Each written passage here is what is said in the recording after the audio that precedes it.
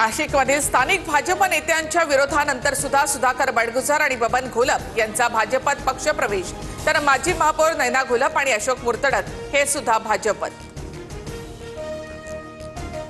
ज्या पक्षाने अनादर केला त्यांना सांगू इच्छितो, महापालिका निवडणुकीमध्ये दूध का दूध पाणी का पाणी होणार। भाजपा पक्षप्रवेशानंतर सुधाकर बडगुजर यांचा उद्धव ठाकरेंच्या शिवसेनेवर निशाणा।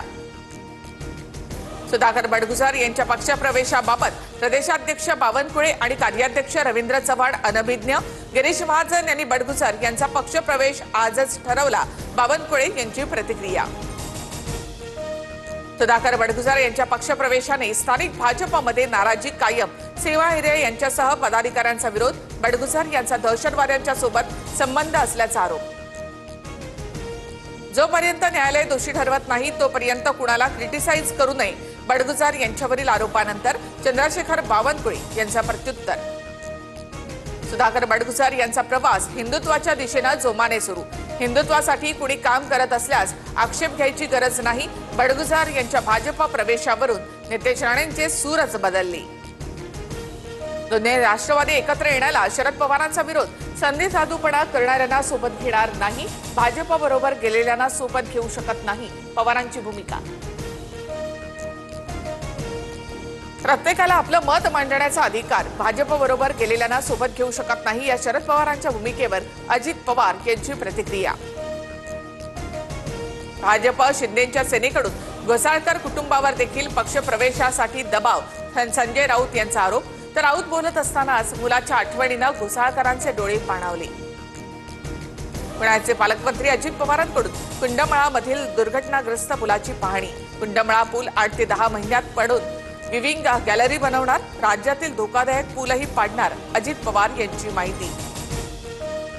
यंदा सर्वात जास्त पाऊस पडला, दुर्घटनेवेळी पुलावर प्रचंड गर्दी होती, सूचनांचा बोर्ड लावला तरी कुणी लक्ष देत नाही। कुंडमळा पूल दुर्घटनेतील जखमींची भेट घेतल्यानंतर अजित पवार यांची प्रतिक्रिया।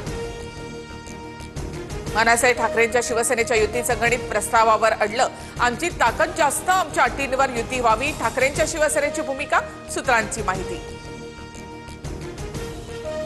निधी वाटपावरून शिवसेनेचे मंत्री अजित पवार यांच्यावर नाराज, शिंदेंसमोर नाराजी बोलून दाखवली, सूत्रांची माहिती। तर निधी कमी पडणार नाही, शिंदेंचं मंत्र्यांना आश्वासन।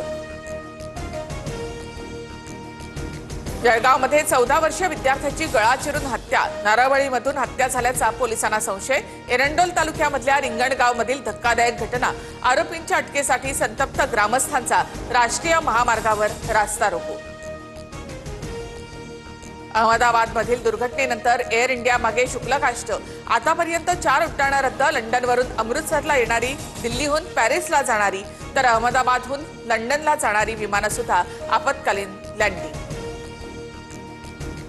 डीजीसीएची एअर इंडियाच्या अभियांत्रिकी विभागाला नोटीस, विमान अपघातासंदर्भात चौकशीसाठी बोलावलं। एअर इंडियाच्या बोईंग विमानात झालेल्या बिघाडाबाबत खुलासा मागितला।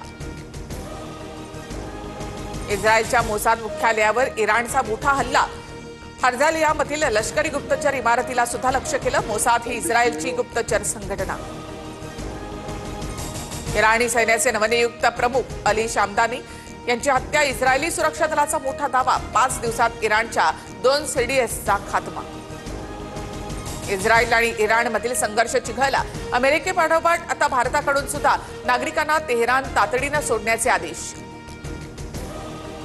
राज्यामध्ये कोरोनाच्या 34व्या रुग्णांची नोंद, राज्यामध्ये कोरोनाच्या सक्रिय रुग्णांची संख्या 512 वर।